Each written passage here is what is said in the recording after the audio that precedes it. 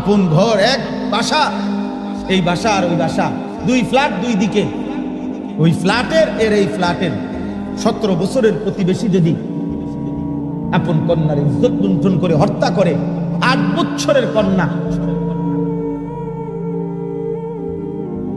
এই জন্য আজ সময়ের দাবি, বেটা ছেলেরা, মুসলমানের নওজোয়ান, তোমরা দাবি করা উচিত আজকে। এটা সরকারি দল বিরোধী দলের বিষয় না, এটা বিএনপি জামাত ইসলামের বিষয় না, এটা এই মাটির 18 কোটি মানুষের দাবি হওয়া উচিত যে ধর্ষক, ব্যভিচারী, পরকীয়ায় আসক্ত এবং ধর্ষকের শাস্তি নগদ কার্যকর হওয়া উচিত। আমাদের এখন কার্যকর হওয়া উচিত, নাইলে আমার জাতি টিকবে না। আব্বা, তোমার ঘরে তোমার বোন আছে, তোমার মেয়ে আছে, কারো নিরাপত্তা থাকবে না, জাতির নিরাপত্তা থাকবে, সমাজের নিরাপত্তা থাকবে। তোমরা পাগল হয়ে গেছো, তোমাকে ছেলেদের চেহারা দেখলে বোঝা যায় নারীর নেশা, মোবাইলের নেশা, ছবির নেশা তোমাকে পাগল কুকুর বানায় ফেলছে। আল্লাহ নাই, নামাজ নাই, সেজদা নাই, পাক নাই, নাফাক নাই, কিচ্ছু খবর নাই। আমার মাটিতে আজ 8 বছরের কন্যা নিরাপদ না, আমার জাতির ভবিষ্যৎ কি হবে বলেন? আমাদের মেয়েরা, বাচ্চা মেয়েরা কেমনে বড় হবে? তোমাদের ছোট বোন বড় হবে কেমনে? আব্বা,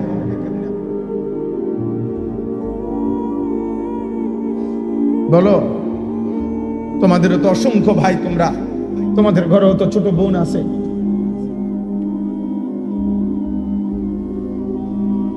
যে মাটিতে 8 বছরের কন্যা যদি নিরাপদ না থাকে, ধর্ষিতা হয়, রক্তাক্ত হয়, লাশ টুকরা হয়ে যায়, আগামী দিনে আমাদের সম্ভাবনা, আমাদের ভবিষ্যৎ, আমরা বিল্ডিং করে করবো কি, ব্রিজ করে করবো কি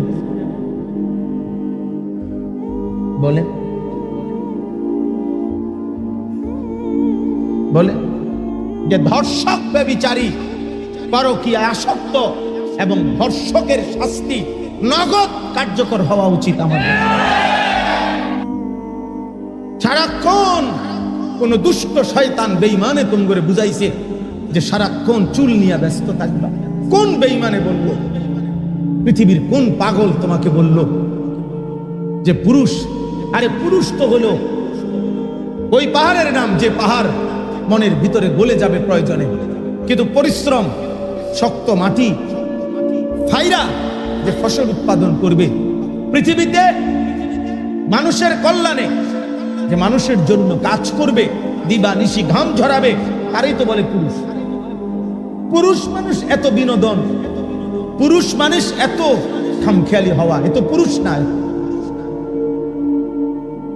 এ তো অন্য জাতি হলে ভালো হইতো, এ তৃতীয় লিঙ্গ হলে ভালো হইতো।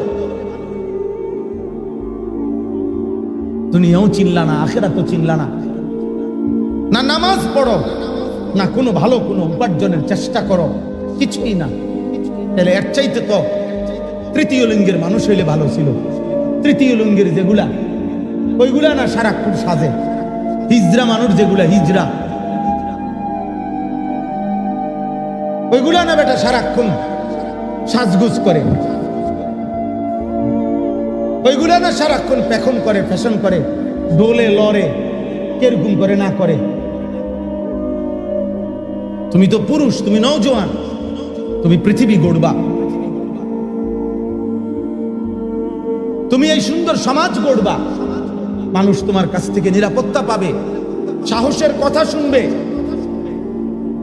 অসহায়, অভাবী, দুস্থ, পীড়িত, বিপদগ্রস্ত মানুষ আশ্রয় পাবে। যুবক তার শক্ত হাতে আগলায় রাখবে, মায়ের ইজ্জতের পাহারাদারি করবে, বোনের ইজ্জতের পাহারাদারি করবে। কথা তো ছিল এই বাবা। 17 বছরের মুসলিম যুবক মোহাম্মদ ইবনে কাসেম এক বোনের ইজ্জতের বদলা নেওয়ার জন্য আরব দেশ থেকে এসে আমাদের এই হিন্দুস্তান, ভারতে প্রথম আক্রমণ করেছিলেন 712 খ্রিস্টাব্দে। সেই হাত ধরেই, ওই 17 বছরের যুবকের হাত ধরেই এই ভারতীয় উপমহাদেশে ইসলাম। বুঝেন নাই? উপমহাদেশ ইসলাম, আজকে এই বাংলাদেশ, ভারত, পাকিস্তানের এই কোটি কোটি মুসলমান, এই দাড়ি টুপি, এই মসজিদ মাদ্রাসা, এই আল্লাহর জিকির বন্দিগির সমস্ত আয়োজন ওই 17 বছরের যুবকের হাত ধরে। সেই উদ্বোধন করছে প্রথম রাজা দাহিরকে পরাজিত করে সিন্ধুতে ভারতের কালেমার পতাকা উড়াইছে। হ্যাঁ, আমাদের এই বাংলা মুলুকে সর্বপ্রথম এই মুসলমান, আজকে আমরা যারা, আমাদের পূর্বপুরুষদের অবদান, এর মধ্যে উল্লেখযোগ্য ব্যক্তি ছিলেন ইখতিয়ার উদ্দিন মোহাম্মদ বিন বখতিয়ার খিলজি রাহমাতুল্লাহ আলাইহি। মুসলিম যুবক তিনি, সুদূর আফগান থেকে এসে এই বাংলাদেশে ইসলামের পতাকা উড়াইছে। আফগান সীমান্ত থেকে আসছেন, এত লম্বা এত পথ দূরত্বের থেকে আসছেন, আর এত দ্রুত গতিতে ঘোড়া চালাইছেন যে উনার কাফেলাই উনারে আর ধরতে পারে নাই। সর্বশেষ উনার সাথে ঘোড়া চালাইয়া 17 জন মাত্র টিকছেন, বাকিগুলো সব পিছনে পড়ে গেছে। রাজা লক্ষণ সেনকে পরাজিত করে তিনি ইসলামের পতাকা এই বঙ্গভূমিকে উড়াইছেন। আমাদের ইতিহাস আছে, আমাদের ইতিহাস সংগ্রামের, আমাদের ইতিহাস ঐতিহ্যের, সব ছিল আমাদের।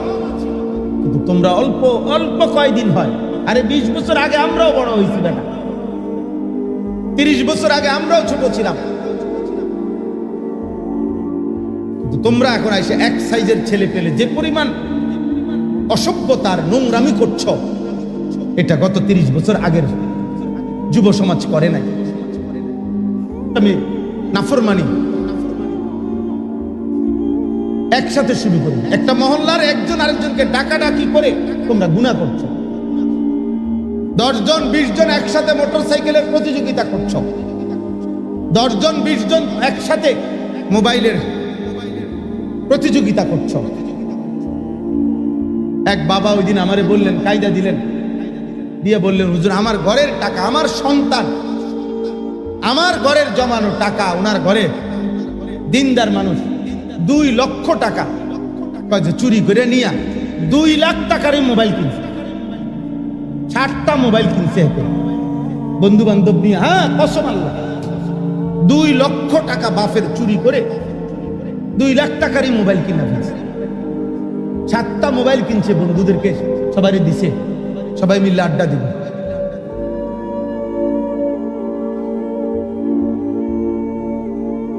দেখতে থাকো ভাই, তোমরা দেখো 8 বছরে ঢাকা শহরে একটি রাজধানীর মধ্যে মাত্র 8 বছরের বাচ্চা মেয়ে, ওকে গলা আর শরীর আলাদা করে ফেলছে। কি নৃশংস যৌন চাহিদা, লজ্জাস্থানের চাহিদা, কি অসভ্যতা, কি পরিমাণ বেড়েছে। তার মানে ওই যে অব্যাহত নারী ছবি, অস্থিরতা, রাতভর উলঙ্গ ছবি দেখা, দিবানিশি মোবাইলে পড়ে থাকা, যার কারণে যৌন চাহিদা হয়ে গেছে কুত্তার মতো, যৌন চাহিদা হয়ে গেছে শূকরের মতো, যার কারণে যা পাইতেছে সামনে চাচ্ছে যে সব সিরা বিরা লাইতেছে। প্রিয় ভাই আমার, একজনই ফেরত, একজন ছেলে হলো ফেরত। এই সমাজে ঘুরে দাঁড়াও, এই সমাজ বদলে দেওয়ার ফিকির করো, নয়তো আগামী দিনে তোমরা টিকবে না, তোমাদের প্রজন্ম টিকবে না, তোমাদের জেনারেশন টিকবে না, তোমাদের ছোট বোন নিরাপদ থাকবে না, তোমাদের কন্যা নিরাপদ হবে না, তোমরা নিরাপদ স্ত্রী পাবে না। তোমার বয়সী, তোমরা যদি সারাক্ষণ মোবাইলে পড়ে থাকো, তোমার বয়সী মেয়েটা অথবা তোমার চাইতে ইমিডিয়েটলি ছোট যেই মেয়ে বড় হইতেছে, ও যদি মোবাইল দেখে বড় হয়, ও যদি অন্য ছেলের সাথে হারাম সম্পর্ক করে বড় হয়, আগামী দিনে 20 বছর পরে, 10 বছর পরে চরিত্রবান পবিত্র নারী তোমরা কোথায় মিলবে? বলো না ভাই, তোমাদের নিজের প্রয়োজনের সময় হালাল পবিত্র স্ত্রী মিলবে কোথায়? বুঝেন নাই হিসাবটা? আজ যদি এমন হইতো গুনাহ শুধু আমি করছি আর কেউ করছে না, এমন তো না। আমরা এই জন্য অনুরোধ করলাম, আমি এটাই বুঝাইতে চাইলাম, ইবাদত পৃথিবীর প্রত্যেকটা জাতির জন্য আল্লাহর বন্দিগি, আল্লাহর গোলামি, আল্লাহর ইবাদত আল্লাহ তাআলা নির্ধারণ করেছেন। এবং এটা সহজ বিষয়, আল্লাহকে মানা সহজ, কোরআন মানা সহজ, ইসলাম মানা সহজ। পরিবেশ পরিস্থিতির সাথে, যুগ চাহিদার সাথে ইসলাম মানানসই। কোরআনের কোনো বিধান বেমানান না। রাসূলুল্লাহ সাল্লাল্লাহু আলাইহি সাল্লামের এক বিন্দু সুন্নাত সমাজের বাস্তবতার সাথে অপ্রাসঙ্গিক নয়, অপ্রাসঙ্গিক না, যৌক্তিক, ইনসাফপূর্ণ, ভারসাম্যপূর্ণ। ইসলাম ভারসাম্যপূর্ণ। আজকের পৃথিবীর কারো কাছে ভারসাম্যপূর্ণ কোনো মতাদর্শ নাই। পুঁজিবাদ, গণতন্ত্র, সমাজতন্ত্র যা আছে সবকিছু অসম, ভারসাম্যতা নাই। নির্দিষ্ট পুঁজিপতিকে কেবল বড় লোকই বানাচ্ছে, নির্দিষ্ট ফকিরকে কেবল ফকিরই বানাইছে।